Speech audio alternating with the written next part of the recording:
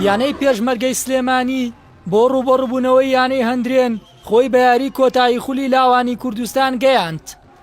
لە میانی یاری گەڕانەوەی قۆناغی پێش کۆتایی خولەکەدا لاوانی پێشمەرگەی سلێمانی لە یاریگای فەرماندەیی تایبەت بەخۆی میوانداری لە لاوانی دەربەندی خان کرد. یاری چوون لە یاریگای شەید مەحموودی مامەعەزا بێ گۆڵ کۆتایی هاتبوو. ئەگەرچی بوونی بایەکی بەهێز یاریەکەی بۆ هەردوو یانەکە قورس کردبوو، بەڵام گێمی یەکەمی یاریەکە ئاراستەی بایەکە لەگەڵ یانەی دەربەندی خان بوو. لە چەند بۆنەیەکدا نزیک بوون لە تۆمارکردنی گۆڵ، بەڵام سەرکەوتوو نەبوون. لە بەرامبەردا پێشمەرگەکان لە ڕێگەی هێرشی هەڵگەڕاوە وەڵامی هێرشەکانی شیمپۆشەکانیان دەدایەوە، بەڵام ناونیشانی گێمی یەکەم یەکسانبوونی بێگۆڵ بوو. گێمی دووەمی یاریەکە پێچەوانە بوویەوە، هەرچەندە ئاراستەی با لە سوودی کوڕانی پێشمەرگەی سلێمانی بوو، بەڵام ئەو یانەیە بە بەهێزی هاتنەوە یاریگاوە. بە جۆرێک لە خولەکی 64 بینە ڕزگار بربەستی یەکسانبوونی شکاند و سەوز پۆشەکانی بە گۆڵی یەکەم لە یاریەکەدا پێشخست. دوای ئەو گۆڵەش فشارەکانی پێشمەرگە بەردەوامی هەبوو. لە هەوڵێکی تاکە کەسیدا مۆیەد محەممەد لە خولەکی 85 گۆڵی دووەم و دڵنیایی بۆ پێشمەرگەی سلێمانی تۆمار کرد. لە کۆتاییشدا یارەکە بە 2 گۆڵی خاوێن بە سوودی پێشمەرگەکان کۆتایی هات. هەرچەندە دوای یاریەکە گرژی و ئاڵۆزی لە نێوان هەردوو یانەکەدا ڕوویدا، بەڵام دواتر دۆخەکە ئاسایی بوویەوە. مەڵە سەرتا سوپاس بۆیەوە من پیرۆزبایی لە لاوان یانەی وەرچی پێشمەرگەکەم پیرۆزیان بێت.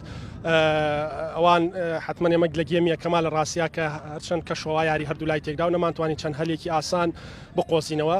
سەرەتای دەستپێکی یاریش گێمی دووەم گۆڵێکمان تۆماکن ڕازام ڕاستی لایمەنی یاریدەدەری ناوبژیوان گۆڵەکەی ئاماژەی بە گۆڵ کرد، بەڵام ناوبژیوانی ناوەڕاست گۆڵەکەی لەغاکر و ئێستش نازانین هۆکارەکەی چوو کە دوو بڕیاری جیاواز بوو. ئەوان لە گێمی دۆما باڵا دەستەر بوون تاوەی گێمی گۆڵ یەکەمیان کرد، دواتر ئێمە زەختێکی باشمان کرد و چەند هەل لە دەستدرا لە ڕاستیە نەمانتوانی گۆڵ بکەین. گۆڵی دۆمیشان لەسەر تۆمارکردنی بە هەژمە مرتەدە. من پیرۆزبایانیەکەم و سوپاسی یاریزانانەکەم تا ئەم کاتە کە ماوەی 5 مانگ ئێمە بێ بەرامبەر یاریزانان بەردەوام من هیوادارم بتوانین لە داهاتووە قەرەبووی ئەم شکستە بکەینەوە. پرسیاری دووەمیش و گرژەکە ئێمە لە ڕاستیا بە ڕاضە بردنەوە دۆڕانی هاتیە تام حاڵەتاتین بە قۆناغی قورس و بردنواتی لە ڕاستیە، بەڵام کۆمەڵی لە یاریزانەکانم بەداخەوە من هیواخوازم بە نوعێکی تر ئیسیزازیان کردین وە کۆمەڵێ وشەی ناخۆشیان بەکارێنە کۆیش بەخوا هیچ شتی پێ لە دۆڕانە لە ڕاستیە تەحملی ناکە. کاری کارەبایە بەکارن بەداخۆ، یعنی ئەو مناڵن ئێمە ئەبێ مامەڵێکی باشتریان لەگەڵاکەین ئەگەر دوانیش گرژی بێ بکەوینە نێوانیان. میانە بۆ ئێمە گرنگێکی تایبەتی خۆیە بوو. هۆکاری سپاس بەخوا پیرۆزە لە هەموو یانەکانی یاریزانەکان ستافم دەڕیب سپاس بۆخوا. هۆکاری گرچەکەشەوە بوو ئێمە یاری لە دووهۆک یاری دەوری عێراقمانە بوو، دامان لە برایانی یانی دەربەنی خان کردەکەی تۆپی کوردستان کردبوو کە ئێمە یارەکەمان بۆ دواخەن، بەڵام ئەوان دوایان نەخست. هۆکاری ئەم بارگشی ئەوەیە گینا یانی دەربەنی خان هەموو کەس و کار و برای ئێمن هیچ کێشە مەشاکلێکشمان لەگەڵ یانی دەربەنی خان نییە، هەمویان برای ئێمن. هیوادارم سەرکەوتوو لەش ساغ بن و دووبارە پیرۆزە لە هەموو لایەک.